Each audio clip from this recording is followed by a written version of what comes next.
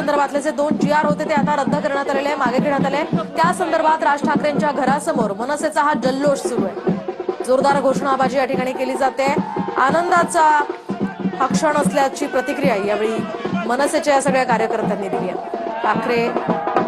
राज ठाकरे उद्या खरं तर मनसेच्या पदाधिकाऱ्यांसोबत एक बैठक घेणार आहे। संदीप देशपांडे सुद्धा इथे दिसत आहेत, काही महत्वाचे पदाधिकारी आहेत मनसेचे, त्यांच्याकडून हा जल्लोष सध्या केला जातो।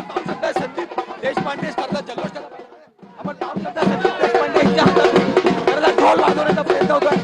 आपण पाहू शकता मोठा उत्साह मनसेने खरं तर या ठिकाणी साजरा करताना आपल्याला पाहायला मिळतंय। हिंदी विरुद्ध खरं तर मनसे अध्यक्ष राज ठाकरे यांनी भूमिका घेतली होती। यानंतरच आपण जर पाहिलं तर सरकारच्या वतीने हा GR रद्द करण्यात आला। यानंतरच आणि जोरदार जल्लोष सध्या मनसेचा सुरू आहे। संदीप देशपांडे चक्क ढोल वाजवत आपला आनंद इथे व्यक्त करत आहेत, तर महिला पदाधिकारी सुद्धा आहेत। जोरदार घोषणाबाजी या ठिकाणी केली जाते। एकूणच या संदर्भात मनसेने आक्रमक भूमिका घेतली होती। हे हिंदीचे GR मागे घेण्यासंदर्भात त्यांनी ठिकठिकाणी आंदोलनही केली होती। असं झालेलं आहे की ज्या वेळेला सन्मान्य राजसाहेबांनी डिक्लेअर केलं की फक्त अजेंडाच राहणार आहे मराठी भाषेचा, कुठलाही झेंडा राहणार नाहीये, त्यावेळेला सगळ्यांनी जी एकजूट दाखवली मराठीसाठी, सगळ्यांनी हिंदी सक्ती विरोधात जी एकजूट दाखवली, त्याचा परिणाम आहे घरोघरी, प्रत्येक शाळेमध्ये, रेल्वेला, सगळीकडे जाऊन हा प्रचार करण्यात आला, सगळ्यांना आवाहन करण्यात आलं। आणि हे जे वातावरण निर्माण झालं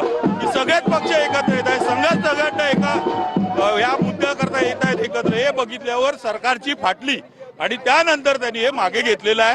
आता ते 3 महिन्याचं केलेलं आहे, 4 महिन्याचं आहे, ते पूर्णपणे त्याचं बंद करणं हे आमचं काम राहणार आहे। आणि सन्मान्य राजसाहेब ठाकरे ज्या वेळेला जो आदेश देतील त्याप्रमाणे पुढे दिशा असेल। आता यापुढे आंदोलन आपलं होणार होतं, मात्र आता सरकारने यापुढे GR रद्द केलाय, काय वाटतं? नाही, आता सन्मान्य राजसाहेब पुढची दिशा देतील त्याप्रमाणे आम्ही पुढची दिशा ठरवू। मराठी माणसासाठी उद्धव ठाकरे राज ठाकरे एकत्र आल्यानंतर सरकारला कुठेतरी जाग आली आपण म्हणत। मी तेच सांगितलं ना, सगळेच पक्ष, सन्मान्य उद्धव साहेबच नाही, सगळेच पक्ष एकत्र आलेले आहेत। सन्मान्य अजित पवार साहेबांची पण माणसं असतील, शिंदे साहेबांची पण माणसं असतील, सगळ्यांचीच